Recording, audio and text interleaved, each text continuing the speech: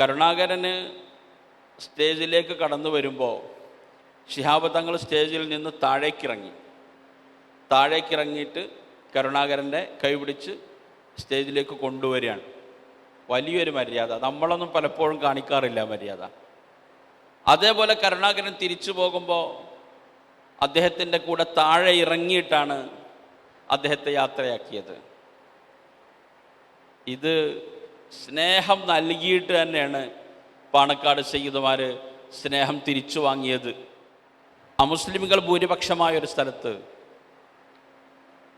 140 assembly മണ്ഡലങ്ങളിൽ ഒരു മണ്ഡലത്തിൽ പോലും വർഗീയ ശക്തികൾക്ക് പ്രാതിനിധ്യമില്ലാതെ പോയത് ഈ സ്വഭാവ ഗുണം കൊണ്ടാണ്. കറകളഞ്ഞ മതസൗഹാർദ്ദവും സ്നേഹവും ആദരവും ബഹുമാനവും ഏത് സമുദായം, ജാതി, മതം നോക്കാതെ എല്ലാവർക്കും നൽകുന്ന ഈ ഒരു കൾച്ചറാണ് അതിൻ്റെ ഏറ്റവും വലിയ കാരണം.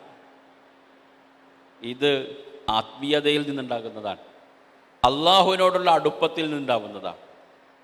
സാദിഖർ തങ്ങൾ പറയുന്നുണ്ട്, കണ്ണിയത്ത് ഉസ്താദിൻ്റെ കൈ പിടിച്ച് മുത്തിയപ്പോൾ എനിക്ക് ഷോക്കേറ്റതുപോലെ അനുഭവപ്പെട്ടു. ആരാണ് മുത്തുന്നത്? അത്രയും വലിയൊരു മഹാനാണ്.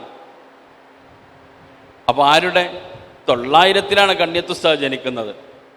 ശംസുലമ, കൊട്ടുമല ഉസ്താദ്, കണ്ണിയത്ത് ഉസ്താദ്, ചാപ്പനങ്ങാട് ഉസ്താദ്, ഇവരൊക്കെ ഈ പാണക്കാട് വക്കലിന് നേതൃത്വം നൽകിയ ആളുകളാണ്.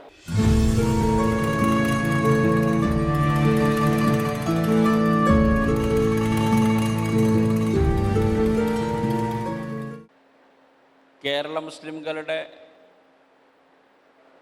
ആത്മീക നേതൃത്വം എന്നാണ് പാണക്കാട് സയ്യിദുമാരെക്കുറിച്ച് വ്യാപകമായി മുസ്ലിംകളും അല്ലാത്തവരും പറയാറുള്ളത്. മതരംഗത്തും പൊതുരംഗത്തും നേതൃത്വം നൽകാൻ അവർക്ക് അവസരം ലഭിച്ചതും അവരുടെ ആത്മീക ശക്തിയുടെ പിൻബലത്തിൽ തന്നെയാണ്. ആത്മീയത കൊണ്ട് തന്നെയാണ് അവർ ജനാംഗീകാരം നേടിയത്.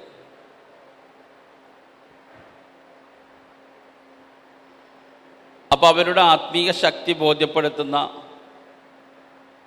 കുറച്ച് സംഭവങ്ങൾ നിങ്ങളോട് ഷെയർ ചെയ്ത് അവസാനിപ്പിക്കാനാണ് ഞാൻ ഉദ്ദേശിക്കുന്നത്. അബൂബക്കർ സിദ്ദീഖ് റളിയല്ലാഹു അൻഹു പറഞ്ഞതായി ഒരു മൗഖൂഫായ ഹദീസ് നിങ്ങളൊക്കെ ശ്രദ്ധിച്ചിട്ടുണ്ടാവും. ഉർഖുബു മുഹമ്മദൻ ഫി അഹ്ലി ബൈത്തി.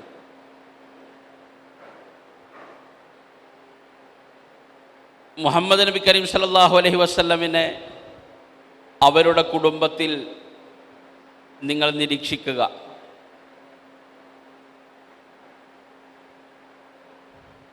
ഇതിൻ്റെ വളരെ ശ്രദ്ധേയമായൊരർത്ഥം നബിയുടെ കുടുംബത്തിൽ പിറന്നവരെ നമ്മൾ നബിയെപ്പോലെ കാണുക എന്നാണ്. ആ ബഹുമാനവും ആദരവും സ്നേഹവും അവർക്ക് നൽകുക. മറ്റൊന്ന്, നബി കരീം സല്ലല്ലാഹു അലൈഹി വസല്ലം മദീനയിൽ ജീവിച്ചതിന് സമാനമായ രീതിയിൽ അഹ്ലുബൈത്തിനെ നമ്മൾ നേതൃത്വമായി അംഗീകരിക്കുക. ഈ രണ്ട് കാര്യങ്ങളും നേടിയെടുക്കാൻ അവസരം കിട്ടിയ ആളുകളാണ് പാണക്കാട് സയ്യിദുമാർ. അവരെ ജനങ്ങൾ വല്ലാതെ സ്നേഹിച്ചു. പിന്നെയോ അവർ ജനങ്ങളെയും വല്ലാതെ സ്നേഹിച്ചു. നബി കരീം സല്ലല്ലാഹു അലൈഹി വസല്ലമും സഹാബിമാരും തമ്മിലുള്ള ബന്ധമാണ് പാണക്കാട് കുടുംബവും അനുയായികളും തമ്മിലുള്ള ബന്ധത്തിന് സമാനമായി നമുക്ക് കാണാൻ കഴിയുക. പരസ്പര സ്നേഹത്തിൻ്റെ വലിയ ഉദാഹരണം. പാണക്കാട് പൂക്കോയത്തങ്ങൾ ജീവിച്ചിരുന്ന കാലത്ത് ഊട്ടിയിലുള്ള ഒരു വലിയൊരു ജന്മി, ഒരു സേട്ട് പാണക്കാട് വന്നു. അദ്ദേഹം ഇടയ്ക്കിടയ്ക്ക് വരും. വന്നിട്ട് അദ്ദേഹം പറഞ്ഞു, ഞാൻ ഊട്ടിയിൽ 1000 ഏക്കർ ഭൂമി തങ്ങൾ പാപ്പ നിങ്ങൾക്ക് വേണ്ടി നിശ്ചയിച്ചിട്ടുണ്ട്, നിങ്ങൾ അങ്ങോട്ട് വരണം. എത്ര ഭൂമി? ഒന്ന് പറയും. 1000 ഏക്കർ ഭൂമി. വളരെ സ്നേഹപൂർവ്വം നിരസിച്ചുകൊണ്ട് പൂക്കോയ തങ്ങൾ പറഞ്ഞു, എന്നെ കാണാൻ വേണ്ടി സേട്ടിന് എപ്പോഴും ഇങ്ങോട്ട് വരാം, കാരണം നിങ്ങളുടെ അടുത്ത് പണമുണ്ട്, വാഹനമുണ്ട്. പക്ഷെ എൻ്റെ ഈ അനുയായികൾക്ക് എപ്പോഴും ഊട്ടിയിലേക്ക് വരാൻ കഴിയില്ല. അതുകൊണ്ട് തൽക്കാലം 1000 ഏക്കർ ഭൂമി വേണ്ട. പണത്തോട് നോ പറയാൻ കഴിയുക എന്നുള്ളതാണ് ഏറ്റവും വലിയ ആത്മീയത. കാരണം പണം മനുഷ്യനെപ്പോഴും ദുഷിപ്പിക്കും. വലാ തഗുറന്നകുമുൽ ഹയാത്തുദ് ദുനിയ, ഐഹിക ജീവിതം നിങ്ങളെ വഞ്ചനയിൽ അകപ്പെടുത്തരുതേ എന്ന് ഖുർആനിൽ അല്ലാഹു സുബ്ഹാനഹു വ തആല പറയുന്നുണ്ട്. ഗിനയെക്കുറിച്ച് നബി കരീം സല്ലല്ലാഹു അലൈഹി വസല്ലം ഗിന മുത്തഗിയൻ എന്ന് പറയുന്നുണ്ട്, അതിക്രമിയാക്കുന്ന ധന്യത. അപ്പോൾ പണത്തോട് നോ പറയാൻ, ഒരു 100 രൂപ തരുമ്പോൾ അത് വേണ്ടാന്ന് പറയാൻ ആർക്കും കഴിയും. പക്ഷെ 1000 ഏക്കർ ഭൂമി ഇതാ തങ്ങളുപ്പാപ്പ നിങ്ങൾക്ക് തരാൻ വേണ്ടി ഞാൻ ഊട്ടിയിൽ നിശ്ചയിച്ചിട്ടുണ്ട് എന്ന് പറയുമ്പോൾ അതിനോട് നോ പറയാൻ കഴിയുക എന്ന് പറയുന്നത് അത്ര വലിയ ആത്മിക ശക്തിയുള്ള ആളുകൾക്ക് മാത്രമേ സാധ്യമാകൂ. നബി കരീം സല്ലല്ലാഹു അലൈഹി വസല്ലം മക്കാ നിവാസികളോട് പറഞ്ഞതിന് സമാനമായൊരു മറുപടിയാണ്, എൻ്റെ വലത് കൈയിൽ സൂര്യനും ഇടത് കൈയിൽ ചന്ദ്രനും തന്നാലും ഞാൻ ഈ ദൗത്യത്തിൽ നിന്ന് പിന്മാറുകയില്ല എന്ന് നബി തങ്ങൾ പറഞ്ഞതിന് സമാനമായ ഒരു ഉത്തരമാണ് പൂക്കോയ തങ്ങൾ അവിടെ പറയുന്നത്. ഈ പണത്തോട് നോ പറയുന്ന സ്വഭാവം, അല്ലെങ്കിൽ എത്ര പണം കിട്ടിയാലും അതൊരു തുകയാനിലേക്ക് എത്തുന്നില്ല എന്ന് എല്ലാ പാണക്കാട് സയ്യിദുമാരിലും നമുക്ക് കാണാൻ കഴിയും. അവരിൽ എന്ന് ജീവിച്ചിരിക്കുന്ന അത്രയൊന്നും മുതിർന്നിട്ടില്ലാത്ത ആളുകളിലും നമുക്ക് ആ സ്വഭാവം കാണുന്നുണ്ട്. അതാണ് ആത്മീയത. പണം മനുഷ്യനെ ദുഷിപ്പിക്കും. ആ ദുഷിപ്പിക്കലിൽ നിന്ന് മോചിതരാവാൻ അവർക്ക് സാധ്യമാകുന്നു. പിന്നെ അവരുടെ ഗുണം എന്താണ്? ആത്മീയതയുടെ കൂടെ വളരെ ശക്തമായി ഉണ്ടാവേണ്ട കാര്യമാണ് ഹുസ്നുൽ ഖുലുഖ്. അക്മലുൽ മുഅ്മിനീന ഈമാനൻ അഹ്സനുഹും ഖുലുഖ. ഈമാൻ ഏറ്റവും പൂർണ്ണതയുള്ളവർ, ഏറ്റവും നല്ല സ്വഭാവമുള്ളവരാണ് എന്ന് നബി കരീം സല്ലല്ലാഹു അലൈഹി വസല്ലം പറഞ്ഞിട്ടുണ്ട്. ഈ സ്വഭാവ സംശുദ്ധി കൊണ്ടാണ് പാണക്കാട് സയ്യിദുമാർ ജനങ്ങളുടെ കൽബിലേക്ക് കയറിയത്. കൽബിലേക്ക് കയറുക എന്ന് പറഞ്ഞാൽ അതൊരു വല്ലാത്ത കയറ്റാണ്. ഇപ്പം ഞാൻ ശിഹാബ് തങ്ങൾ വഫാത്തായി അന്ന് ഞാൻ നാട്ടിലില്ല. അങ്ങനെ ഏകദേശം തങ്ങളുടെ 40നോടൊക്കെ അടുത്ത സമയത്താണ് നാട്ടിലേക്ക് വരുന്നത്. അപ്പോൾ പോരുമ്പോൾ തന്നെ, ആന്ധ്രയിൽ നിന്ന് വരുമ്പോൾ തന്നെ മനസ്സിലിങ്ങനെ ഒരു വിങ്ങല, ശിഹാബ് തങ്ങളില്ലാത്ത കേരളത്തിലേക്കാണല്ലോ പോണത്. അങ്ങനെ ഏകദേശം ഒരു ഉച്ച സമയത്ത് ഞാൻ ഷൊർണൂർ വന്നിറങ്ങി. മുടി വെട്ടാൻ വേണ്ടി ഒരു ബാർബർ ഷോപ്പിൽ കയറി. അതൊരു അമുസ്ലിമിൻ്റെ ഷോപ്പായിരുന്നു. മുടിയൊക്കെ വെട്ടിയൊക്കെ കഴിഞ്ഞിട്ട് അദ്ദേഹം എന്നോട് ചോദിച്ചു, നിങ്ങൾ ഉസ്താദുമാരൊന്നും എൻ്റെ കടയിൽ കയറാറില്ല, നിങ്ങൾ ഉദ്ദേശിച്ച രീതിയിലൊക്കെ ഒരു മുടിവെട്ട അയക്കണമെന്ന് ചോദിച്ചു. അപ്പോൾ നമ്മളിങ്ങനെ തങ്ങളുടെ ഓർമ്മയിലാണല്ലോ. ഞാൻ ഒപ്പിനോട് പറഞ്ഞു, നിങ്ങൾ എങ്ങനെ വെട്ടിയാലും കുഴപ്പമില്ല, ഞാൻ ശിഹാബ് തങ്ങളാളാണ് പറഞ്ഞു. അപ്പോൾ അദ്ദേഹം ഒരു അമുസ്ലിമാണ്. അപ്പോൾ അദ്ദേഹത്തിന് ഇങ്ങോട്ട് ആവേശം കൂടി, ഞാനും ശിഹാബ് തങ്ങളാളാണ്, എല്ലാവരും ശിഹാബ് തങ്ങളാളാണ് ഉസ്താദെ. നിങ്ങളെ കൂട്ടത്തിലൊരു മദനിയുണ്ട്, ഞങ്ങളെ കൂട്ടത്തിൽ വേറെ കുറച്ച് ആൾക്കാരുണ്ട്, അവർ മാത്രമേ ഉള്ളൂ ശിഹാബ് തങ്ങളാളല്ലാത്തത്. തങ്ങൾ മരണപ്പെട്ട ദിവസം പോണെന്ന് കരുതിയ ആളാണ് ഞാൻ. പക്ഷെ രാവിലെ പത്രം നോക്കിയപ്പോൾ എനിക്ക് മനസ്സിലായി പോയ അവിടെ എത്താൻ കഴിയില്ല. വളരെ വൈകാരികമായിട്ട് അദ്ദേഹം സംസാരിച്ചു. ഇതേപോലൊരു അനുഭവം എനിക്ക് അങ്ങാടിപ്പുറത്തുള്ള ഒരു ഗുഡ്സ് ഓട്ടോയിൽ യാത്ര ചെയ്യുമ്പോൾ, വീട്ടിലേക്കൊരു ഫർണിച്ചർ വാങ്ങിയിട്ട് പോവാണ് ആനമങ്ങാട്ടേക്ക്. അപ്പോൾ ഗുഡ്സിൽ ഇരിക്കാൻ സ്ഥലം ഉണ്ടാവില്ലല്ലോ. അപ്പോൾ ഡ്രൈവറോട് ചേർന്നിട്ട് നമ്മൾ ഇരിക്കണം. ഉണ്ണികൃഷ്ണൻ എന്നാണ് അയാളുടെ പേര്. അയാളിങ്ങനെ കുറേ സംസാരിച്ചു. അപ്പോൾ ഞങ്ങളിങ്ങനെ അങ്ങാടിപ്പുറം ഇങ്ങനെ പാസ് ചെയ്യുമ്പോഴാണ് ആ തളിക്ഷേത്രം. അപ്പോൾ അവിടെ ആ ഗോപുരവാതിൽ അത് കത്തിയ സംഭവം ഇങ്ങനെ മനസ്സിൽ വന്നു.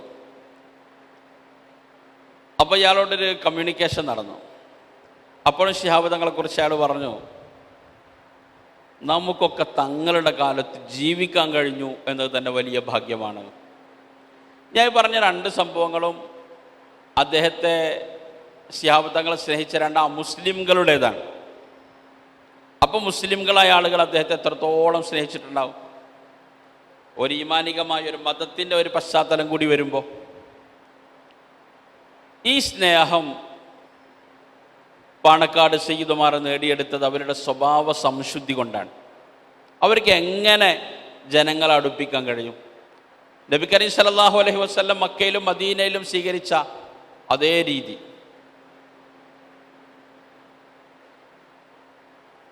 ആദരിക്കേണ്ട ആളുകൾ ആദരിക്കുക. കെ കരുണാകരൻ ജാമിയ നൂരിയയിൽ സമ്മേളനത്തിന് വരികയാണ്. അദ്ദേഹത്തിന് അന്ന് മലപ്പുറം ജില്ലയിലോ കോഴിക്കോട്ടോ പാലക്കാടോ തൃശ്ശൂരോ ഒന്നും ഒരു പരിപാടിയില്ല. നേരെ തിരുവനന്തപുരത്ത് നിന്ന് ജാമിയ നൂരിയയിലേക്ക് സമ്മേളനത്തിന് വരികയാണ്. അദ്ദേഹത്തിൻ്റെ അവസാന ടേമിലാണ് മുഖ്യമന്ത്രി പദത്തിൻ്റെ എന്ന് പറഞ്ഞാൽ അദ്ദേഹത്തിൻ്റെ ഒരു ആരോഗ്യമൊക്കെ ക്ഷയിച്ച സമയത്ത്. അന്ന് അദ്ദേഹം പറഞ്ഞു, ഞാൻ തങ്ങൾ പറഞ്ഞുകൊണ്ട് മാത്രം വരികയാണ്. അപ്പോൾ ആ സമ്മേളനത്തിന് സാക്ഷ്യം വഹിച്ച ഒരാൾ ഇന്ന് രാവിലെ എന്നോട് പറഞ്ഞു, കരുണാകരന് സ്റ്റേജിലേക്ക് കടന്നു വരുമ്പോൾ ശിഹാബ് തങ്ങൾ സ്റ്റേജിൽ നിന്ന് താഴേക്കിറങ്ങിയിട്ട് കരുണാകരൻ്റെ കൈ പിടിച്ച് സ്റ്റേജിലേക്ക് കൊണ്ടുവരികയാണ്. വലിയൊരു മര്യാദ. നമ്മളൊന്നും പലപ്പോഴും കാണിക്കാറില്ല മര്യാദ. അതേപോലെ കരുണാകരൻ തിരിച്ചു പോകുമ്പോൾ അദ്ദേഹത്തിൻ്റെ കൂടെ താഴെ ഇറങ്ങിയിട്ടാണ് അദ്ദേഹത്തെ യാത്രയാക്കിയത്. ഇത് സ്നേഹം നൽകിയിട്ട് തന്നെയാണ് പാണക്കാട് സയ്യിദുമാർ സ്നേഹം തിരിച്ചു വാങ്ങിയത്.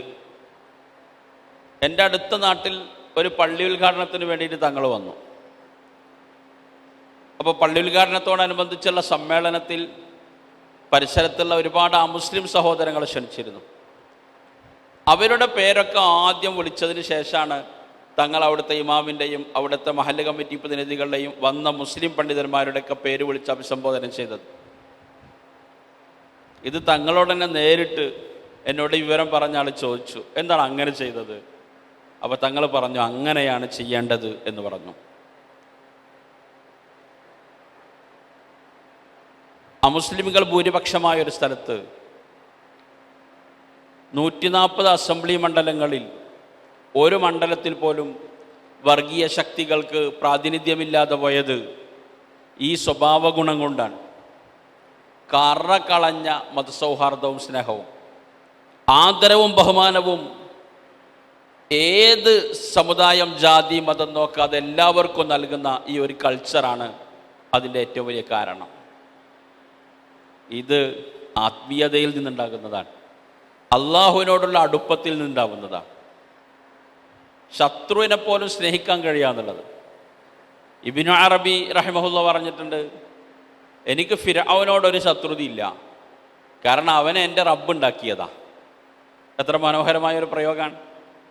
എനിക്ക് ഫിർഔനോട് ശത്രുതയില്ല, അവനെ എൻ്റെ റബ്ബുണ്ടാക്കിയതാണ്. അപ്പം എല്ലാവരും അള്ളാഹുവിൻ്റെ അടിമയാണ് എന്ന ഒരു വീക്ഷണത്തോടു കൂടി ജനങ്ങളെ കാണാൻ തുടങ്ങിയത് അവിടെ ശത്രുതക്ക് ഒരു പ്രസക്തി ഉണ്ടാവില്ല. അവിടെയാണ് എല്ലാവരും മനസ്സിൽ തട്ടി ഈ ശിഹാബ് തങ്ങൾ അല്ലെങ്കിൽ പാണക്കാട് തങ്ങൾ എന്ന ഈ വ്യക്തിത്വത്തെ ആദരിക്കുന്നത്. അത് രാഷ്ട്രീയത്തിനപ്പുറം, ഒരു മതത്തിനപ്പുറം അവർക്ക് ലഭ്യമായ ഒരു ആത്മികമായ വലിയൊരു ശക്തിയാണ്. എല്ലാവർക്കും പുഞ്ചിരി കൊടുക്കുക. കേരളത്തിലെ അറിയപ്പെട്ടൊരു പ്രഭാഷകൻ കൊല്ലം ജില്ലയിലൊരു സ്ഥലത്ത് പ്രസംഗിക്കാൻ വേണ്ടി പോയി. 2 ചെറുപ്പക്കാർ വന്നിട്ട് അദ്ദേഹത്തോട് പറഞ്ഞു, ഞങ്ങൾ പേരും കുടിയന്മാരായിരുന്നു. അപ്പോൾ ഉസ്താദ് ചോദിച്ചു, പിന്നെ എങ്ങനെ നിങ്ങളെ നിർത്തിയതെന്ന് വെച്ചു. ശിഹാബ് തങ്ങൾ ഇവിടെ വന്നിരുന്നു. ശിഹാബ് തങ്ങൾ ഞങ്ങൾ രണ്ടാളെയും മുഖത്ത് കൊക്കിയിട്ട് ചിരിച്ചു, അതോടെ ഞങ്ങൾ മാറിയതാണ് എന്ന് പറഞ്ഞു. അപ്പം അതെന്താ? ഒരാത്മിക ശക്തിയുള്ളൊരു വ്യക്തിയുടെ നോട്ടം ഉണ്ടാക്കുന്ന സ്വാധീനം ഒന്ന്.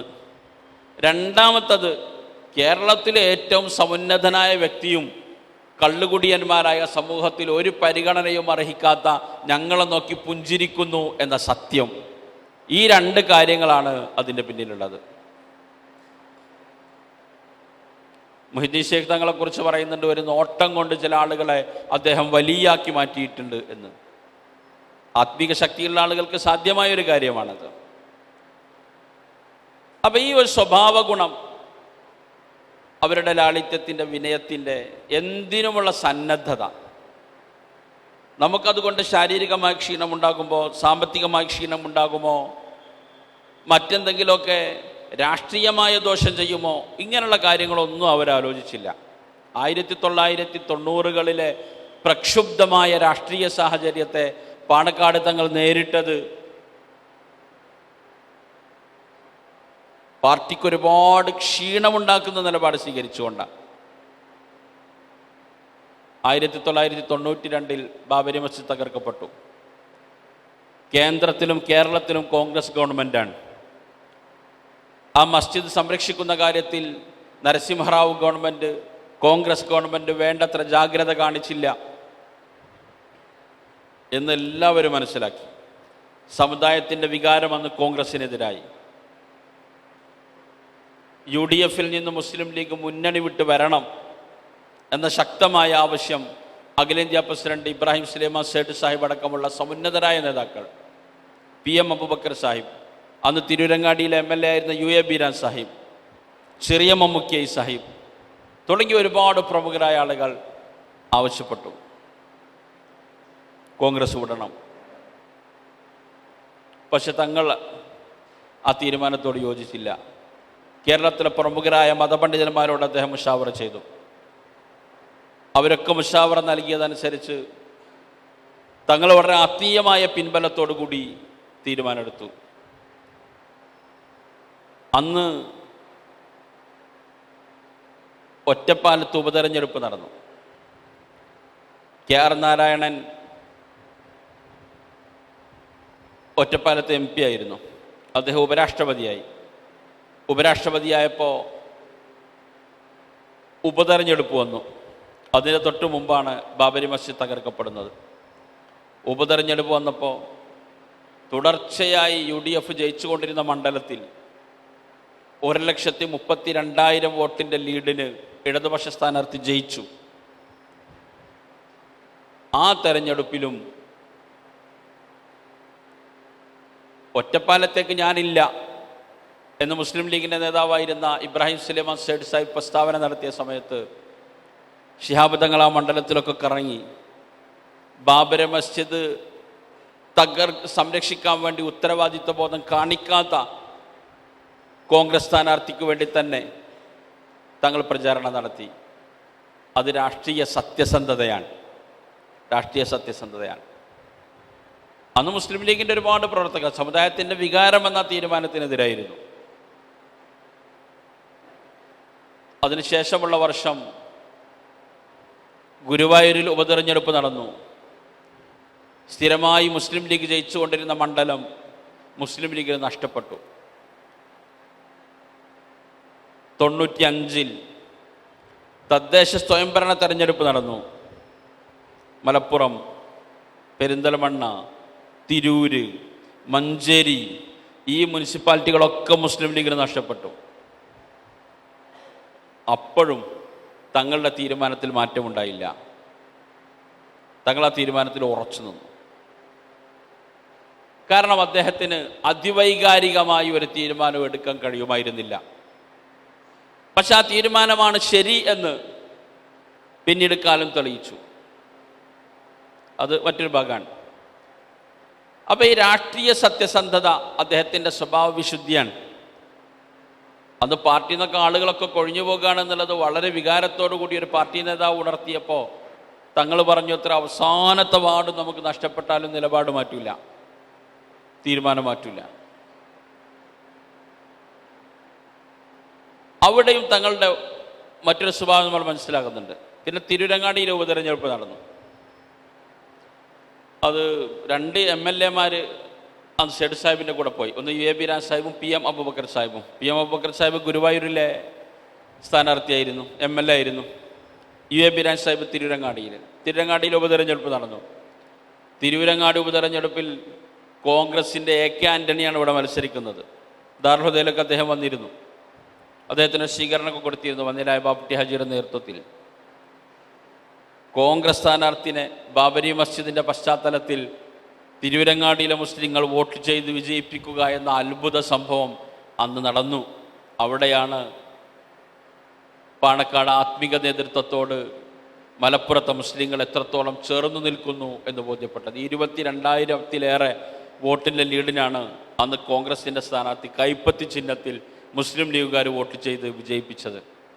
പക്ഷെ ആ തെരഞ്ഞെടുപ്പ് കഴിഞ്ഞപ്പോൾ തങ്ങൾ നടത്തിയൊരു പ്രസ്താവനയുണ്ട്. ഒറ്റപ്പാലത്തെ തോൽവിയും ഗുരുവായൂരിലെ തോൽവിയും മുസ്ലിം ലീഗിനുണ്ടാക്കുന്ന വലിയ നഷ്ടങ്ങളെക്കുറിച്ച് നിരാശപ്പെട്ട പ്രവർത്തകർ ഈ ഒരു ജയം അമിതമായി ആഘോഷിക്കാനുള്ള സാധ്യതയുണ്ട്.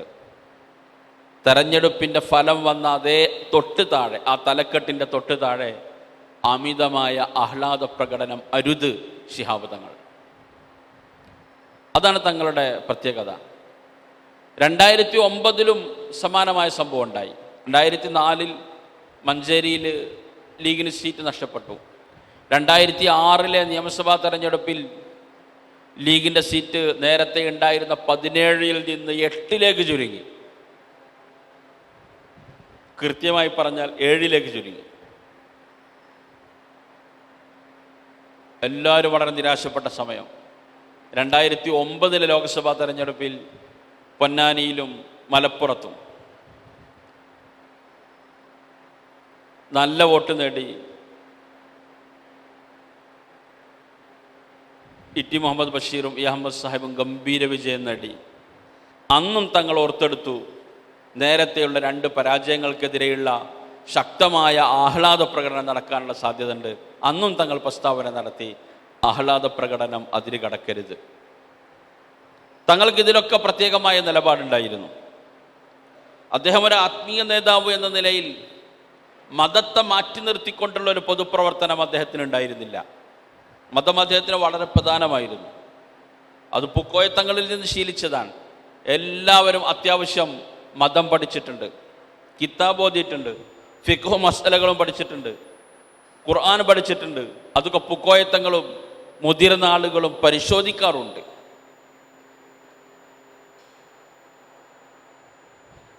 അതുകൊണ്ട് തന്നെയാണ് ഖാദി പട്ടങ്ങളും മറ്റു സ്ഥാനങ്ങളും സ്ഥാപനങ്ങളുടെ മേധാവിത്വങ്ങളൊക്കെ ഈ സമുദായം എന്ന് പറഞ്ഞാൽ സമുദായത്തിലെ പണ്ഡിതന്മാർ അവരുടെ കയ്യിലേൽപ്പിച്ചത്. ഈ ആത്മിക നേതൃത്വത്തെ എല്ലാവരും അംഗീകരിച്ചു. ഓരോ കാലത്തും ജീവിച്ചിരുന്ന മഹാപണ്ഡിതന്മാരായ ആളുകൾ. ഇപ്പോൾ പൂക്കോയത്തങ്ങളും ശംസുലുലമീൻ കൊട്ടുമല ഉസ്താദൊക്കെ വേജ് കൊണ്ട് വലിയ വ്യത്യാസമല്ല. 1913 പൂക്കോയത്തങ്ങൾ ജനിക്കുന്നത്. 18 എന്നും ചില രേഖകളിൽ കാണാൻ കഴിഞ്ഞു. 1915 ശംസുലുലമ ജനിക്കുന്നത്. 18 കോട്ടുമല ഉസ്താദ് ജനിക്കുന്നത്. ഈ മഹാന്മാരായ ആളുകൾ പൂക്കോയത്തങ്ങളുടെ മക്കളായ ശിഹാബ് തങ്ങളോടും ഉമർ അലി ശിഹാബ് തങ്ങളോടും ഹൈദർ അലി ശിഹാബ് തങ്ങളോടും സാദിഖ് അലി ശിഹാബ് തങ്ങളോടും അബ്ബാസ് അലി തങ്ങളോടൊക്കെ കാണിച്ചിരുന്ന ഒരു ബഹുമാനമുണ്ട്. സാദിഖ് അലി തങ്ങൾ പറയുന്നുണ്ട്, കണ്ണിയത്ത് ഉസ്താദിൻ്റെ കൈ പിടിച്ച് മുത്തിയപ്പോൾ എനിക്ക് ഷോക്കേറ്റതുപോലെ അനുഭവപ്പെട്ടു. ആരാണ് മുത്തുന്നത്? അത്രയും വലിയൊരു മഹാനാണ്. അപ്പോൾ ആരുടെ 900 കണ്ണിയത്ത് ഉസ്താദ് ജനിക്കുന്നത്. ഈ സാദിഖ് അലി തങ്ങളുടെ ഉപ്പാക്ക് തന്നെ കണ്ണിയത്ത് ഉസ്താദിനേക്കാൾ 13 വയസ്സ് കുറവാണ്. എന്നിട്ട് അവരുടെ മകനെ കൈപിടിച്ച് മുത്തുമ്പോൾ അവരൊക്കെ അതിൽ കണ്ട ഒരു ആത്മീയമായൊരു ചൈതന്യമുണ്ട്. അതാണ് കാരണം. അപ്പം അതുകൊണ്ട് ഈ എല്ലാ മഹാന്മാരും പാണക്കാട്ടേക്ക് വെക്കുക എന്നുള്ള നിലപാടാണ്. വെക്കുക എന്ന് പറഞ്ഞാൽ സോഷ്യൽ മീഡിയയിലെ വെക്കലല്ല, തീരുമാനമെടുക്കാൻ വേണ്ടിയിട്ട് പാണക്കാട്ടേക്ക് വെക്കുക. അത് സാധാരണക്കാരുടെ ഇടയിലുള്ളൊരു പ്രയോഗമാണ്. അത് പാണക്കാട്ടേക്ക് വെച്ചിക്കണം, അവിടെ പ്രശ്നം പരിഹരിക്കപ്പെടും. അതാ വെക്കാൻ വേണ്ടിയിട്ട് ആരൊക്കെയുള്ളത്? ശംസുലുലമ, കൊട്ടുമല ഉസ്താദ്, കണ്ണിയത്ത് ഉസ്താദ്, ചാപ്പനങ്ങാടി ഉസ്താദ്, ഇവരൊക്കെ ഈ പാണക്കാട് വക്കലിന് നേതൃത്വം നൽകിയ ആളുകളാണ്. ഒരിക്കൊരു മഹല്ലിൽ കണ്ണിയത്ത് ഉസ്താദ് ഒരു ഫത്വ കൊടുത്തു. അതിന് വിരുദ്ധമാണെന്ന് തോന്നുന്ന രീതിയിലുള്ള ഫത്വയാണ് ശംസുലുലമ കൊടുത്തത്.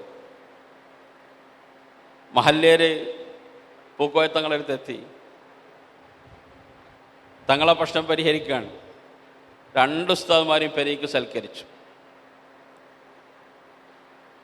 പെരീക്ക് സൽക്കരിച്ചിട്ട് പൂക്കോയ തങ്ങൾ അവരോട് ചോദിച്ചു, ഇങ്ങനൊരു വിഷയമുണ്ട്, ഇതിനെന്താണ് മറുപടി എന്നാണ്. അപ്പോൾ കണ്ണീർ ഉസ്താദ് വേഗം അദ്ദേഹത്തിൻ്റെ മറുപടി പറഞ്ഞു. അപ്പോൾ പൂക്കോയ തങ്ങൾ പറഞ്ഞു, വേറൊരു മറുപടി ഏതോ മൂലയിൽ പറഞ്ഞിട്ടുണ്ട് എന്നാണ് അറിയാൻ കഴിഞ്ഞത് പറഞ്ഞു. അപ്പം തന്നെ കണ്ണിയത്ത് ഉസ്താദ് ശംസുലമനെ നോക്കിയിട്ട് ഈജേറ്റ് അങ്ങനെ പറഞ്ഞെന്ന് വായിച്ചു. അപ്പോൾ ഞാൻ പറഞ്ഞു വരുന്നത് 2 മഹാന്മാർക്കും പ്രശ്നങ്ങൾ പരിഹരിക്കാനുള്ള വേദി ഒരുക്കുന്നതാരാ? അത് പൂക്കോയ തങ്ങളാണ്. ഈ ഒരു കൾച്ചർ, ഈ പാണക്കാട്ടേക്ക് വെക്കുക എന്നൊരു കൾച്ചർ, അല്ലെങ്കിൽ പാണക്കാട് തങ്ങളുടെ മുന്നിൽ ഒരുമിച്ച് കൂടുക എന്ന കൾച്ചർ, ഇത് മലയാളിക്കുണ്ടായ, ഇസ്ലാമിക മലയാളി സമൂഹത്തിനുണ്ടായ വലിയൊരു അനുഗ്രഹമാണ്. അപ്പോൾ ഇതൊക്കെ വളരെ കൃത്യമായി നല്ല ലീഡർഷിപ്പിലൂടെ പരിഹരിക്കാൻ അവർക്ക് സാധ്യമാകുന്നു എന്നതാണ് വളരെ പ്രധാനം. വീണ്ടും അവരുടെ സ്വഭാവ രീതിയിലേക്ക് നമുക്ക് കടന്നു വരാം. അപ്പോയിൻമെൻ്റ് ഇല്ലാതെ കാണാൻ കഴിയുന്ന ഉന്നത നേതൃത്വമാണവർ. അത് വലിയൊരു പ്രത്യേകതയാണ്. ആർക്കും പോവാം. ഇപ്പം നാളെ അബ്ബാസ് അലി തങ്ങളുടെ അടുത്ത് ആളുകൾ ഇങ്ങനെ തിരക്ക് കൂടി നിൽക്കുമ്പോൾ ഒരാൾ വന്നിട്ടുണ്ട്, ചോദിച്ചു ഇവിടെ ടോക്കണൊന്നുമില്ലേ എന്ന് ചോദിച്ചു എന്നോട്. അപ്പോൾ അയാൾ കുറേരായി വന്ന് നിൽക്കണം. ഞാൻ പറഞ്ഞു ഇവിടെ ടോക്കണൊന്നുമില്ല, ഇവിടെ അങ്ങനെ നമ്മളിങ്ങനെ കാണലാണ് എല്ലാവരെയും എന്ന് പറഞ്ഞു. ഇത് എന്നോ തുടങ്ങിയതാ. വന്നിരായ CH ഐദ്രോസ് ഉസ്താദ് പൂക്കോയത്തങ്ങളുടെ കൂടെ ഒരു ദീർഘയാത്ര കഴിഞ്ഞ് അവർ തിരിച്ചെത്തിയപ്പോൾ സുബിയായി. അങ്ങനെ 2 പേരും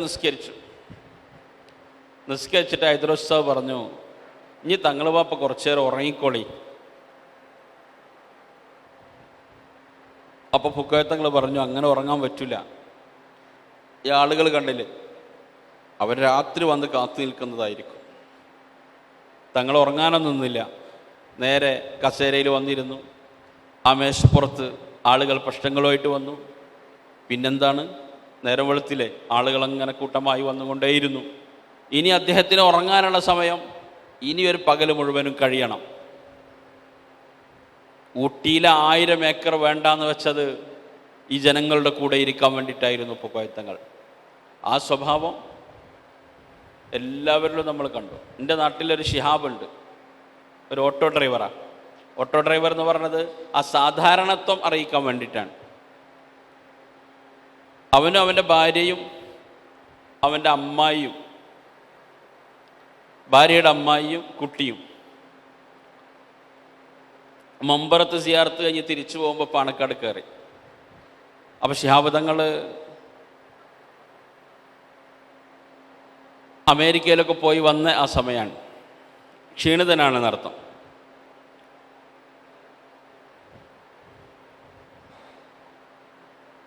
അപ്പോൾ ശിഹാബ് വണ്ടിയിൽ അമ്മായിനെ ഇരുത്തി, അമ്മായിക്ക് നടക്കാൻ കഴിയില്ല. അങ്ങനെ നേരെ തങ്ങളിരുത്തി ചെന്നു.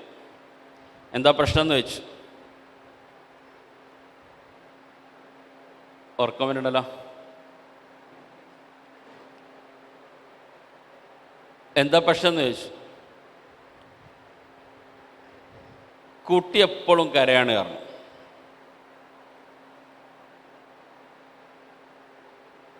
എത്ര വയസ്സായിക്കണോ ചോദിച്ചു തങ്ങൾ. 1 വയസ്സായിട്ടുള്ളൂ പറഞ്ഞു. 1 വയസ്സായ കുട്ടി എപ്പോഴും ചിരിക്കുകയാണെങ്കിൽ പിരാന്താന്ന് പറയില്ല നിങ്ങൾ എന്ന് പറഞ്ഞു. വേറെ എന്തെങ്കിലും പ്രശ്നം ഉണ്ടോ ചോദിച്ചു. അമ്മായിണ്ട് വണ്ടിയിൽ, അമ്മായിക്ക് നടക്കാൻ കഴിയൂല പറഞ്ഞു. അപ്പം ശിഹാബ് തങ്ങൾ എനിക്ക് നടക്കാൻ കഴിയല്ലോ എന്ന് പറഞ്ഞിട്ട് അവിടെ നിന്ന് എണീറ്റു. നിങ്ങൾ ആലോചിച്ച് നോക്കണം, അദ്ദേഹത്തിൻ്റെ ആ ജീവിതത്തിൻ്റെ സായം സന്ധ്യയിലാണ്. അതിൻ്റെ തൊട്ട് മുമ്പ് അദ്ദേഹം ഉംറക്ക് പോയ സമയത്ത്, മരണപ്പെടുന്നതിൻ്റെ ഏകദേശം 4 വർഷം മുമ്പ്, KMCC യുടെ പ്രവർത്തകർ അദ്ദേഹത്തിന് സ്വീകരണം ഒരുക്കിയപ്പോൾ മൂന്നാമത്തെ നിലയിലാണ്, ലിഫ്റ്റില്ല. അദ്ദേഹം രണ്ടാളെ തോളിൽ പിടിച്ചിട്ട് മുകളിലേക്ക് കയറിയ പരിപാടിയിലെത്തി. അത്രയും സന്നദ്ധതയാണ്. അപ്പോൾ ശിഹാബിൻ്റെ കൂടെ തങ്ങൾ നേരെ ആ സ്റ്റെപ്പൊക്കെ ഇറങ്ങി വന്ന് മുറ്റത്ത് വന്ന് ആ വണ്ടിൻ്റെ അടുത്ത് വന്നിട്ട് അമ്മായിയെ കണ്ട് ദുആ ചെയ്ത് ആശ്വസിപ്പിച്ച് തിരിച്ചുപോയി. ഈ ഒരു സന്നദ്ധത. അപ്പോൾ നമ്മളൊക്കെ ആണെങ്കിലോ വീട്ടിൽ കോളിംഗ് ബെൽ അമർത്തിയാൽ പരമാവധി തുറന്നു കൊടുക്കാതിരിക്കാൻ ശ്രമിക്കും. പ്രത്യേകിച്ച് നമുക്ക് ഉറങ്ങാനൊക്കെ ഉള്ള സമയമാണെങ്കിൽ, ക്ഷീണമൊക്കെ ഉള്ള സമയമാണെങ്കിൽ. അറിയാത്ത നമ്പറിൽ നിന്നൊക്കെ കോള് വന്നാൽ നമ്മളാരും തിരിച്ചു വിളിക്കാനൊന്നും ശ്രമിക്കാറില്ല. പക്ഷെ പാണക്കാട്ടത്തെ എല്ലാ സയ്യിദുമാർക്കും ആ ഒരു ഗുണമുണ്ട് എന്നുള്ളത് എനിക്കറിയാം. അവരുടെ നമ്പറിലൊരു കോള് വന്നാൽ അറ്റൻഡ് ചെയ്തിട്ടില്ലെങ്കിൽ അവർ തിരിച്ചു വിളിക്കും. അതെന്താ? അവർ ജനങ്ങൾ അത്രത്തോളം സ്നേഹിക്കുന്നു എന്നതാണ് കാരണം. അപ്പം ഈ സ്വഭാവവിശുദ്ധിയുടെ ഒരുപാട് ഉദാഹരണങ്ങൾ നമുക്ക് വേറെയും കാണാൻ കഴിയും. പിന്നെ അവരുടെ ആത്മികമായൊരു ശക്തി ബോധ്യപ്പെടുത്തുന്ന ഒരുപാട് കാര്യങ്ങളുണ്ട്. അത് മലയാളികളുടെ മൊത്തം അനുഭവങ്ങളാണ്. പൂക്കോയത്തങ്ങളുടെ കാലം മുതൽ ഇന്നും ജീവിച്ചിരിക്കുന്ന സയ്യിദുമാർക്കൊക്കെ ഉള്ള അനുഭവം. നിങ്ങൾ വളരെ പ്രസിദ്ധമായൊരു സംഭവം കേട്ടിട്ടുണ്ടാവും. ഈ വൈലത്തൂര് ഭാഗത്ത് ഒരു പെണ്ണിനെ പാമ്പ് ചുറ്റിയ സംഭവം. ആ പാമ്പിനെ ഇറക്കാൻ വേണ്ടിയിട്ട് എന്ത് ചെയ്യുമെന്ന് കരുതി പൂക്കോയത്തങ്ങളടുത്ത് കൊണ്ടുപോയി. അതിന് സാക്ഷ്യം വഹിച്ച ആളുകളൊന്നും ഉണ്ട്. സാക്ഷ്യം വഹിച്ച ഒരാൾ അത് രേഖപ്പെടുത്തിയത് ഞാൻ വായിച്ചിട്ടുണ്ട്. അപ്പം തങ്ങളടുത്ത് കൊണ്ടുപോയി. തങ്ങൾ അപ്പം തന്നെ കീരി വരട്ടെ എന്ന് പറഞ്ഞു. എവിടെന്നോ കീരി വന്നു. കീരിയെ കണ്ട് പാമ്പ് ഇറങ്ങി, പാമ്പിനെ കടിച്ചു കൊന്നു. ആ പെൺകുട്ടി രക്ഷപ്പെട്ടു. ഇതൊക്കെ ഇപ്പോൾ ഒരു 2000-ന്റെ ശേഷമൊക്കെ ജനിച്ച നിങ്ങളോടിത് പറയുമ്പോൾ സംശയം തോന്നും. ഞാൻ ആന്ധ്രയിലെ കുട്ടികളോട് ചന്ദ്രൻ പിളർന്ന സംഭവം ക്ലാസ്സിൽ അവതരിപ്പിച്ചപ്പോൾ റിയൽ ഹേ ഹസരത്ത് എന്ന് വെച്ചു എന്നോടൊരു കുട്ടി. കഥ പറയണമെന്നുള്ളതിൽക്കാണ്. ഈ രീതിയിൽ തോന്നും, പക്ഷെ സംഭവിച്ചതാണ്. അത് സാക്ഷ്യം വഹിച്ച ആളുകളൊന്നും ജീവിച്ചിരിപ്പുണ്ട്. അത് അല്ലാഹു സുബ്ഹാനഹു വ തആല ചില ആളുകളുടെ നാവിന് നൽകുന്ന ശക്തിയാണ്. പൊക്കോയത്തങ്ങളിങ്ങനെ കാറിലിങ്ങനെ യാത്ര ചെയ്യുമ്പോൾ ഒരിക്കൽ വഴിയിൽ കാറ് കുടുങ്ങി, ബ്ലോക്കായി. ആ സമയത്ത് എതിർ പാർട്ടിയിലുണ്ടായിരുന്ന ഒരാൾ മുദ്രാവാക്യം വിളിച്ചു, തങ്ങളെ അപമാനിക്കാൻ വേണ്ടിയിട്ട്. ഈ വിളിച്ചുവിടുകയാണ്. പിന്നെ ആ വിളി നിന്നില്ല. തങ്ങൾ പോയി. ഇവൻ പെരിയിൽ പോയിട്ട് മുദ്രാവാക്യം വിളി, പള്ളിയിൽ പോയിട്ട് മുദ്രാവാക്യം വിളി. അവസാനം തങ്ങളടുത്ത് വന്ന് പൊരുത്തപ്പെടിച്ചിട്ടാണ് ആ വിളി നിന്നത്. ഇതൊക്കെ സാക്ഷ്യം വഹിച്ച ഒരുപാട് ആളുകളുണ്ട്.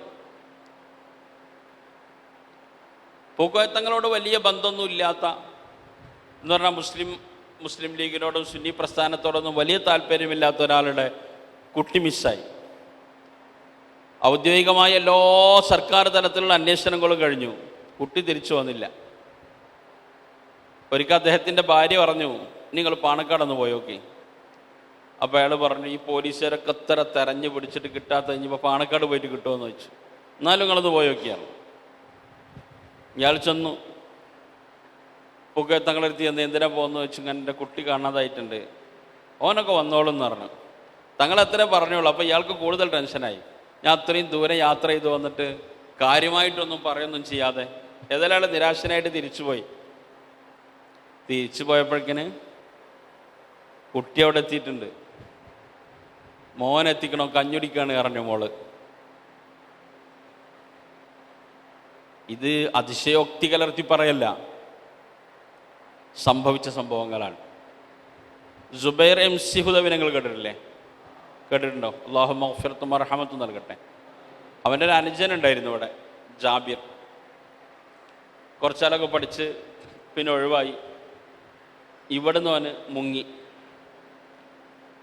എവിടെ എത്തി എന്നുള്ളത് അറിയില്ല. പെരക്കാർ ബേജാറായി, കുറേ തെരഞ്ഞു. അവസാനം പത്രത്തിലൊരു ഫോട്ടോ സഹിതം ഒരു പരസ്യം കൊടുക്കാൻ തീരുമാനിക്കുന്നതിൻ്റെ മുമ്പ് സുബൈർ ബാപ്റ്റി ഹാജിയോടൊന്ന് ചോദിച്ചു. ആ ബാപ്റ്റി ഹാജി പറഞ്ഞു, നമ്മളിപ്പോൾ തന്നെ പരസ്യം കൊടുക്കണ്ട, കാരണം ദാറുൽ ഹുദയിൽ മിസ്സായതാണല്ലോ, അത് ചിലപ്പോൾ സ്ഥാപനത്തിന് എന്തെങ്കിലുമൊക്കെ അപമാനം ഉണ്ടാകുമോ എന്നുള്ളൊരാശങ്ക. ഇന്ന് മുത്തുമോൻ ഇവിടെ വരുന്നുണ്ട് കാരണം. ആരാ മുത്തുമോൻ? ആര്? ഉമർ അലി ശിഹാബ് തങ്ങൾ. കോയമോന്, മുത്തുമോന്, ആറ്റ, സാദിഖ് മോന്, അബ്ബാസ് മോന്. മുത്തുമോൻ ഇവിടെ വരുന്നുണ്ട് കാരണം.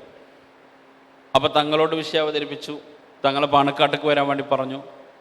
അങ്ങനെ ഇവനും അവൻ്റെ വല്യപ്പൊക്കെ കൂടിയിട്ട് പാണക്കാട് പോയി. തങ്ങൾ 40 ദിവസം തഹജ്ജുദ് നിസ്കരിച്ചിട്ട് ദുആ ചെയ്യാൻ വേണ്ടി പറഞ്ഞു. അങ്ങനെ 39 ദിവസം കഴിഞ്ഞു. 39 ദിവസം കഴിഞ്ഞപ്പോൾ വലിയപ്പ കരുതി 40 ആയിട്ടുണ്ട്. അങ്ങനെ അന്ന് വൈകുന്നേരം, അത് ശരിക്കും 40 ആയിട്ടില്ല, 39 കഴിഞ്ഞിട്ടുണ്ട്, ഇവർ 40 എന്ന് കരുതി ഈ വലിയപ്പ ഉമറിൽ തങ്ങൾക്ക് വിളിച്ചു. തങ്ങൾ ചോദിച്ചു, എത്ര ദിവസമായി എന്ന് ചോദിച്ചു. 40 എന്ന് പറഞ്ഞു. അപ്പോൾ തങ്ങൾ പറഞ്ഞു, ഇല്ലല്ലോ 39 ആയിട്ടുള്ളൂ, ഒരു ദിവസം കൂടി വെയിറ്റ് ചെയ്യുന്ന പറഞ്ഞു. അങ്ങനെ അന്ന് രാത്രി തഹജ്ജുദ് നിസ്കരിച്ച് അവർ ദുആ ചെയ്തു. സുബൈർ എന്നോട് നേരിട്ട് പറഞ്ഞതാ, സുബഹിസ്കാരം കഴിഞ്ഞ് അവരൊക്കെ അങ്ങനെ ഖുർആൻ ഓതിക്കൊണ്ടിരിക്കുന്നതിനിടയിൽ ആ 40ാമത്തെ രാത്രി കഴിഞ്ഞപ്പോൾ ഒരു ഫോൺ വന്നു. അപ്പോൾ എടുത്തു നോക്കുമ്പോൾ ആരാ? ജാബിറാണ്. ഞാനിവിടെ പട്ടാമ്പി റെയിൽവേ സ്റ്റേഷനിലുണ്ട്, നിങ്ങളൊരു വണ്ടി കൊടുത്താക്കി എന്ന് പറഞ്ഞു. ഇത് ഉമറിൽ തങ്ങളുടെ സംഭവമാണ്. അപ്പോൾ കാടാമ്പുഴ പരിസരത്ത് ഉമറിൽ തങ്ങൾ പ്രസംഗിക്കുമ്പോൾ ഒരാൾ കറണ്ട് ഓഫാക്കാൻ വേണ്ടിയിട്ട് ഫ്യൂസ് ഊരി. അങ്ങനെ പിന്നെ കറണ്ടൊക്കെ റെഡിയായി. തങ്ങൾ പ്രസംഗിച്ച്, തങ്ങൾ പ്രസംഗം കഴിഞ്ഞ് തങ്ങൾ പോയ ഉടനെ ഇവനാണ് ബോധം കെട്ട് വീണു. തങ്ങൾ വീട്ടിലേക്ക് എത്തിയപ്പോഴേക്കിന് ഇവൻ്റെ കുടുംബക്കാരുണ്ട് ഇവനെ ഏറ്റിയിട്ട് ഉമറിൽ തങ്ങളുടെ വീട്ടിൽ. അപ്പോൾ ഇതൊക്കെ അത്ഭുതകരമായ ഒരുപാട് സംഭവങ്ങളാണ്. എൻ്റെ നാട്ടിൽ തന്നെയുള്ള ഒരാൾ ഗൾഫിലൊരു കേസിൽ കുടുങ്ങി. അദ്ദേഹത്തിൻ്റെ വണ്ടിയിൽ നിന്ന് നല്ലൊരു തുക മോഷണം പോയി. ലാസ്റ്റ് അതിൽ പ്രതി ചേർക്കപ്പെട്ടത് ആ സഹോദരൻ തന്നെ. ചുരുങ്ങിയത് 5 വർഷം തടവിലാവും. അപ്പോഴാണ് എൻ്റെ ജ്യേഷ്ഠനോട് അവൻ്റെ ഒപ്പ് പറഞ്ഞു, മൈമൂട്ടി ഇങ്ങനെ ഒരു പ്രയാസമുണ്ട്, നമുക്ക് എന്തെങ്കിലും ചെയ്യാൻ പറ്റുമോ എന്ന് വെച്ചു. ഉമറിൽ തങ്ങളെടുത്ത് ചെന്നു. 11 ദിവസം യാസീൻ ഓതി ദുആ ചെയ്യാൻ വേണ്ടി പറഞ്ഞു. 11ാമത്തെ ദിവസം ഇവൻ്റെ അനുജന് ജ്യേഷ്ഠനിക്ക് വിളിക്കുകയാണ്, എന്താ അവൻ എത്തിയിട്ടുണ്ട്, ഞാനിപ്പോൾ എയർപോർട്ടിലാണ് എന്ന് പറഞ്ഞിട്ട്. 5 വർഷം ജയിലിലടക്കാനുള്ള എല്ലാ സാധ്യതയും ഉണ്ടായിരുന്ന ആൾ തങ്ങളുടെ ഈ പ്രയോഗം കൊണ്ട് ഈ യാസീൻ ഓതി ദുആ ചെയ്യാൻ വേണ്ടി തങ്ങൾ ആവശ്യപ്പെട്ടു, രക്ഷപ്പെട്ടു പോരുകയാണ്. ഇങ്ങനെയുള്ള ഒരുപാട് സംഭവങ്ങൾ അതെല്ലാ തങ്ങന്മാർക്കും ഉണ്ട്. ഞാൻ എൻ്റെ വാപ്പാക്ക് വേണ്ടിയിട്ടൊരു കാര്യത്തിന് ചെന്നു. അപ്പം എൻ്റെ വന്യപിതാവ് ഇരുന്നിട്ട് നിസ്കരിക്കാൻ, നിന്ന് നിസ്കരിക്കാൻ കഴിയുന്നില്ല. നിസ്കരിക്കുമ്പോൾ മുന്നിൽ ഒരു അലോസരപ്പെടുത്തുന്ന ഒരു രൂപം ഇങ്ങനെ കാണാം.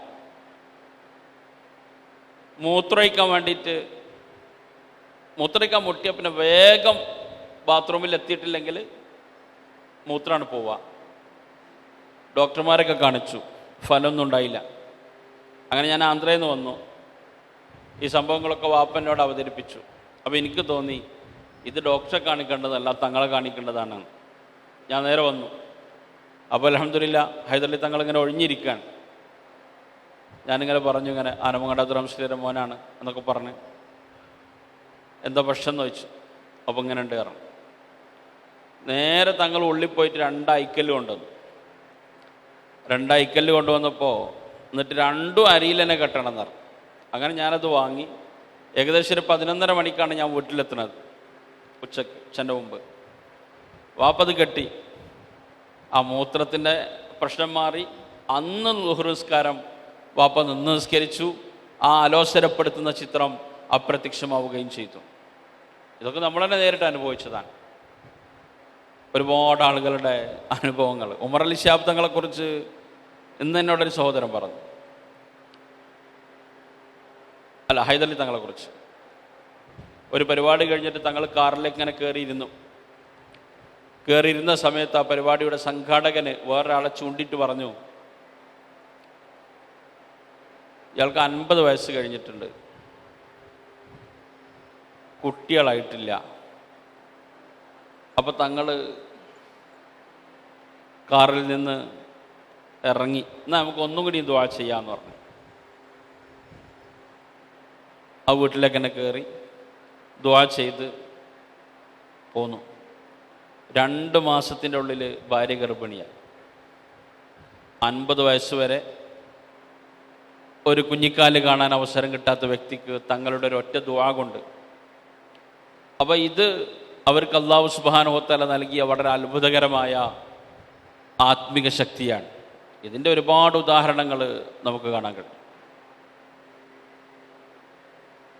ആന്ധ്രയിൽ സ്ഥാപനം തുടങ്ങിയതിന് ശേഷം അവിടെ നമുക്ക് കുറച്ച് ബുദ്ധിമുട്ടുകളൊക്കെ ഉണ്ടായിരുന്നു.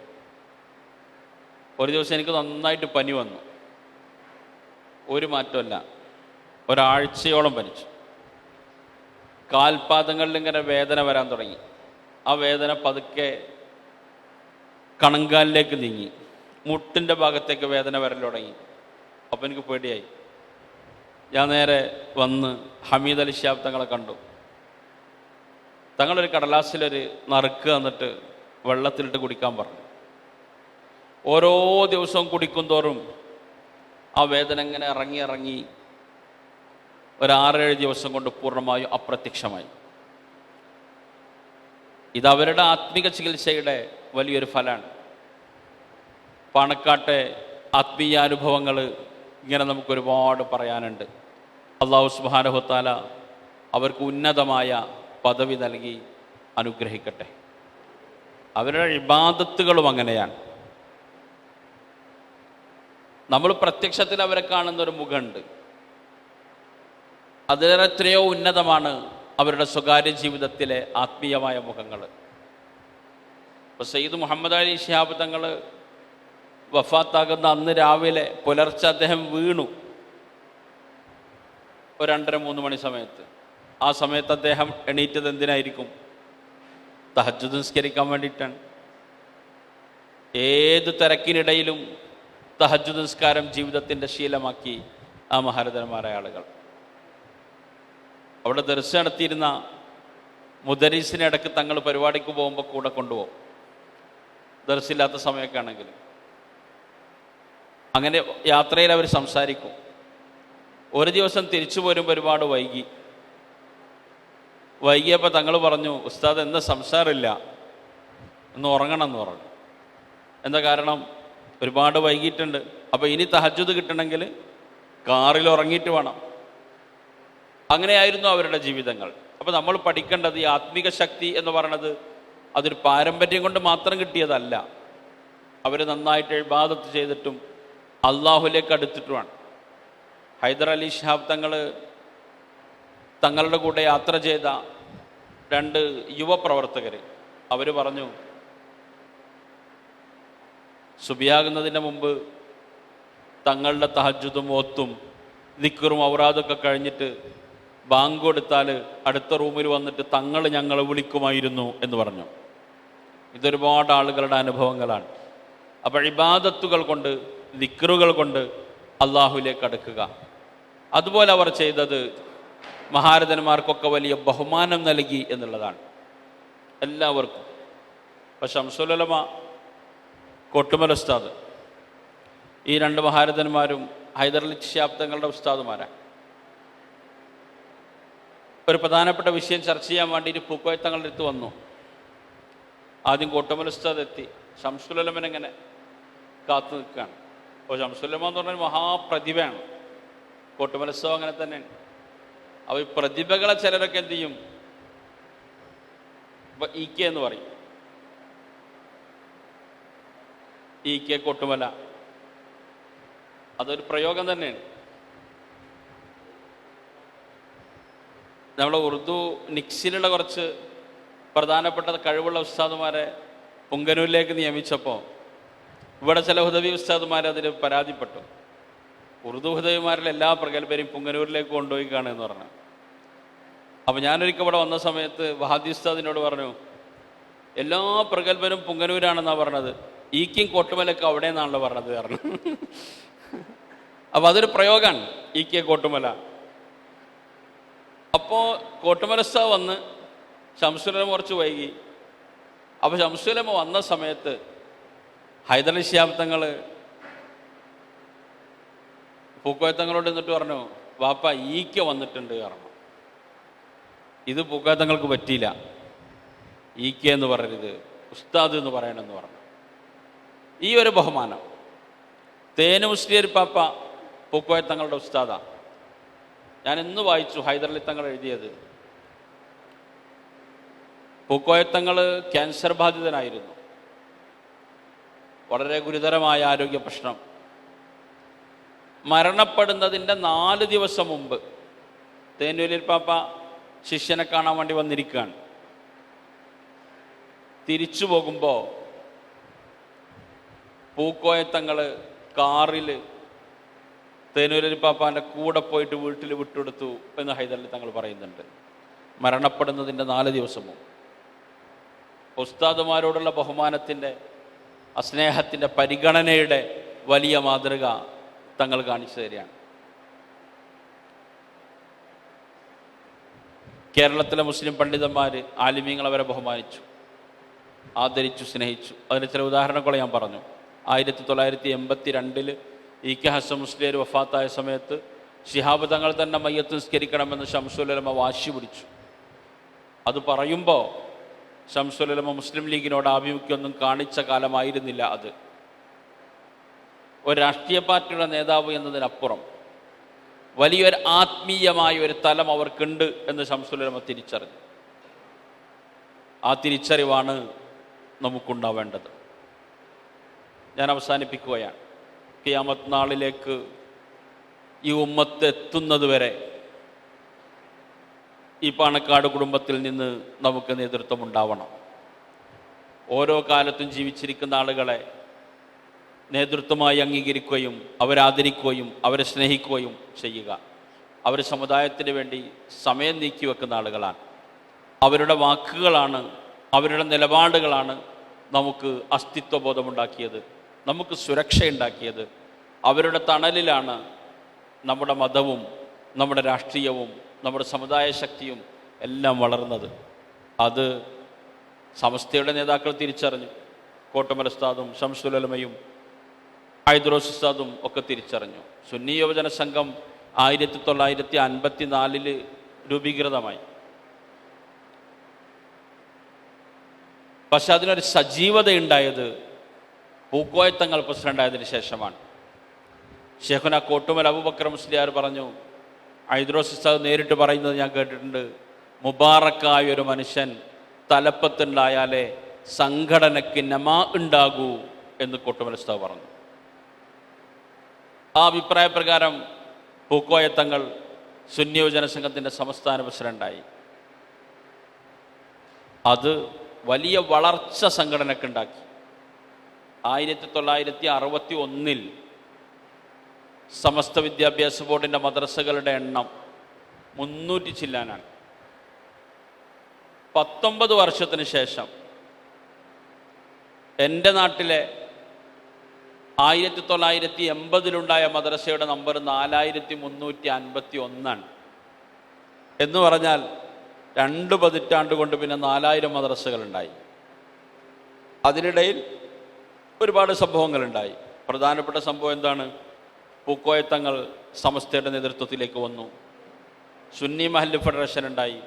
മൗലാന CH ഹൈദ്രോസ് ഉസ്താദ് സുന്നി യുവജന സംഘത്തിൻ്റെ ഓർഗനൈസറായി. ഓരോ പ്രദേശങ്ങളിലും സജീവമായി സമസ്തക്ക് വേണ്ടി പ്രവർത്തിക്കുന്ന ആളുകളുണ്ടായി. നല്ലൊരു ടീം വർക്ക് തങ്ങളുടെ നേതൃത്വത്തിൽ നടന്നു. അതിൻ്റെ കൂടി ഫലമായിരുന്നു അത് എന്ന് നമ്മൾ മനസ്സിലാക്കണം. ഈ കുടുംബത്തെ മുസ്ലിം ലീഗ് ഉപയോഗപ്പെടുത്തി. ബാഫക്കി തങ്ങൾക്ക് ശേഷം പൂക്കോയത്തങ്ങൾ വന്നു. പൂക്കോയത്തങ്ങൾ ഇവിടെ പറഞ്ഞപ്പോൾ ആ രീതിയിൽ നേതൃരംഗത്തേക്ക് കൊണ്ടുവരാൻ പറ്റുന്ന സയ്യിദുമാരൊന്നും ഉണ്ടായിരുന്നില്ല. പക്ഷെ ശിഹാബ് തങ്ങൾ തന്നെ വേണം എന്ന് അന്നത്തെ നേതൃത്വം വാശി പിടിച്ചു. പ്രധാനമായും മഹാനായ CH മുഹമ്മദ് വായ സാഹിബ്. അദ്ദേഹത്തിന് അറിയാമായിരുന്നു, അദ്ദേഹത്തിൻ്റെ ആത്മീക ശക്തിയും നേതൃശക്തിയും ഒക്കെ തിരിച്ചറിഞ്ഞ ആളാണ് പാണക്കാടിൻ്റെ. CHൻ്റെ മയ്യത്ത് കുളിപ്പിച്ച ആൾ പറഞ്ഞു അദ്ദേഹത്തിൻ്റെ ശരീരത്തിൽ 3 ഐക്കല്ലുണ്ടായിരുന്നു. അതാര് കൊടുത്തതായിരിക്കും? പാണക്കാട്ട് ഏതെങ്കിലുമൊക്കെ തങ്ങന്മാർ കൊടുത്തതായിരിക്കും.